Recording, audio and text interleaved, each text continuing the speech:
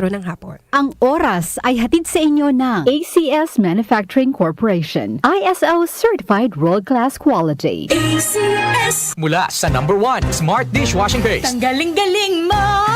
Smart dishwashing paste ko. Pritong ulam na masebo, plato at kaldero. Tanggaling for everyday. Ganyan pag Smart ang dishwashing paste. May double tanggaling formula. Tanggal galing ang sebo at bakterya. Bahid para walang bahid, linis fantastic sa metal at plastic. #1 ko to. Tanggaling-galing mo. Smart dishwashing paste. Heavy duty linis bawat pahid.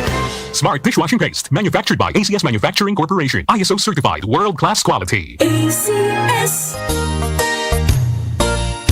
Magandang kalusugan po! Si Ate Chat Ramirez de Luna po ito. Inaanyayahan po namin kayong makinig sa Buhay at Kalusugan, hatid ng Herbena. Araw-araw, mula Lunes hanggang Biyernes, sa ganap na alas 5 ng hapon hanggang alas 6. At pag Sabado, sa ganap na alas 8:30 ng umaga hanggang alas 9. Dito, sa ating paboritong himpilan, DWWW 774 sa ating talapitan. Mas maganda nang nag-iingat sa kalusugan dahil mangal magkasakit. Magastos po! Ate Chat, Buhay at Kalusugan, hatid ng Herbena. Maraming salamat po!